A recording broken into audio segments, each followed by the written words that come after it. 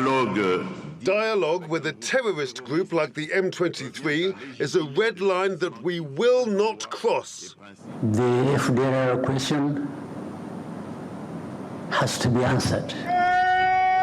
None of the two leaders at the center of one of Africa's longest conflict is willing to be the first to blink. To understand the context, it's necessary to return to the 90s. After the 1994 genocide against the Tutsis in Rwanda, most people fled to neighboring DRC, including Hutu fighters who perpetrated the genocide. In the DRC, they regrouped as the Democratic Forces for the Liberation of Rwanda, that's FDLR. It's this group that's been in fighting with the M23 rebels for decades. M23 claims it's protecting the rights of the minority Congolese Tutsis in the DRC. Now, approximately 6 million people have been killed since 1998, while the UN says 7 million have been displaced internally. Efforts have been made by the regional and international community to end this crisis. In fact, in 2002, a peace deal was signed between then Congolese President Joseph Kabila and his counterpart Kagame. Kigali agreed to withdraw its troops from eastern Congo, while Kinshasa agreed to disarm the Hutu fighters in the region. But this conflict was carried on to successive governments. So in came the Nairobi process, launched in April 2022. Let's have mercy on these people. Let's stop the war and start the dialogue. We cannot start with dialogue and then stop the war. No, we have to stop the war first and then begin the dialogue. Then the Luanda process relaunched in early 2024. The only way out is without a doubt to try to resolve this conflict around a negotiating table. That is what we are doing. A permanent ceasefire was agreed between the two countries on July 30th, but was broken almost immediately after. A December 15th meeting did not happen after the parties failed to agree on the key issue, M23. Kagame was a no-show. It wasn't the appearance there that was the most important thing. It was what was taking us there and how it is being addressed. Wednesday's East African Community meeting to address the crisis in Goma urged the DRC to directly engage all stakeholders, including M23. But the DRC says that amounts to legitimizing actions that violate its laws. And while a solution remains elusive, an additional 500,000 people have been displaced since January. Grace Kuriakanja, TRT World.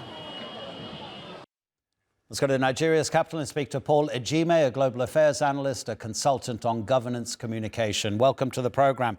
Really appreciate it, Paul. Jean-Pierre Lacroix, the UN peacekeeping chief, said a couple of days ago that the rebels are moving quite fast, approaching the provincial capital of South Kivu, Bukavu. This is looking more and more serious. Adnan, I couldn't have been more serious what is going on. Call it a neglected war. And it's surprising that Rwanda, that has witnessed, one of the, was killing about more than 800,000 people dying in the genocide. And then Congo, that has not known any peace in its history, is playing this game of hide and seek. One would have thought that these horrific incidents in the past would have been a lesson. But unfortunately, the two men, the Rwandan president and the DR Congo president, are not blinking. And that is not helping the civilians that are dying, because these are the victims. And then the UN, regional organizations, all of them appear to be helpless and hopeless. And it is really, one cannot explain what is happening there, because it is for lack of goodwill. Everybody appears to be showing bad faith. And they're not considering the ordinary people that are suffering. 700 or more that have died in so many days. And you remember that more than, it's a question of hundreds of thousands that have perished from this. And well, it is all about economy. It is about minerals, gold, coltan. These are prized minerals. But can they be sacrificing people on the altar of this economy? That is the question that these leaders will have to answer. If it really is about money, Paul, and about minerals and resources, does that mean that the rebels have no popular support? Because if they don't have a political position, if they don't win hearts and minds, it becomes literally gun against gun rather than political philosophy against political philosophy. By way of philosophy, they are saying that, Rwanda, for his involvement, is saying that some Hutus, a minority group, are there. And of course, these are ethnic issues. Of course, you will have tribal affinities between the two countries. But they are saying that some of them have, run into that place, or they are there. And then the Hutus that carried out the genocide of 1994 are also there. So they are saying Rwanda is saying that he's sending his troop on the border to protect the Tutsis. And then it becomes very difficult to tell who is who. And in these are people from the same ethnic group. You have these two ethnic groups in that region. And why can't they come together as people of the same people, to settle this? So it means that what is driving it is not the interest of these people, but money, like you said, economy, and what comes out of it. But it's unfortunate that this can be allowed. And then you have about 10,000 U.S.